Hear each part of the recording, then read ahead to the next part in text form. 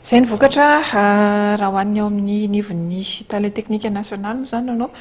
dia ahoana fahitan'izy ireo ny avon'ny ankizy amin'izao fotoana izao. Raha ny fanazavany ny Talent Technique National Tsiry Rakotomalala dia anambarany fa antonony aloha raha ny vokatra vitan'ireo ankizy kanefa na tsy izany ara dia mavitrika dia mavitrika ireo mpandray anjara izay isan'ny azo lazaina hoe manana tany-ketsa maro ny taranja fototra atletisma saingy ny eo amin'ny fanohanana ara teknika no tena imasoan'izy ireo mba ahazona vokatra tsaratsara kokoa. Amin'ny ankapobeny antonony ilay izy nisy record battu anankiray zany mino fa mbola mety hisy record fa ny tsy dia ny record zany andrefesana championnat championnat zany championnat médaille tadiavana ankizy victoire fa nazara zany koa raha ny record teo rehefa somary mafy ihany dia ho hita eo zany fivoaran'ilay izy fa nafapola zany raha zao vokatra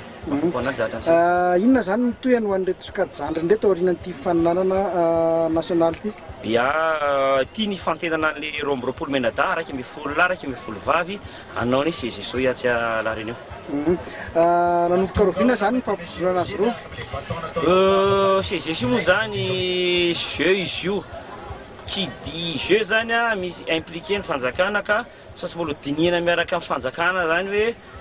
satria mila vola zany regroupement zany na ny frais ny ankizy sakafo ny fa mino fa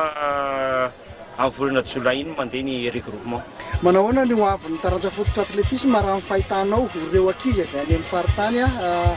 ny amaroan'izy ireo ny fahatongavan'izy ireo nandray anjara tamin'ilay fidin'olympique taka Madagasikara? Hoe ny zavatra nanaitra anahy zany le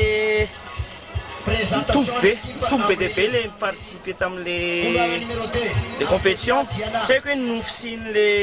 section vaovao ve sa fa najaniara mavitrika ny ankizy dia ny zavatra koa zany mba tsipiko mirehetrarehetra bon ny ankizitsika surtout amin'ny atletisme manatalenta zany ankizy gasy marina hoe mbola normone de croissance ka mitondra azy fa manateta fa le suivi zany tsy maintsy atao tsara rehefa manomboka junior izy mila rana tanketsa misy foana anio ny fanjakana zao karakara tanketsa misy izy ny tanketsa tsara be ny lalao teo fa tohin'izay zany manam-potoana zany senior zay ny tena zava-dehibe ny fikorofonana azy.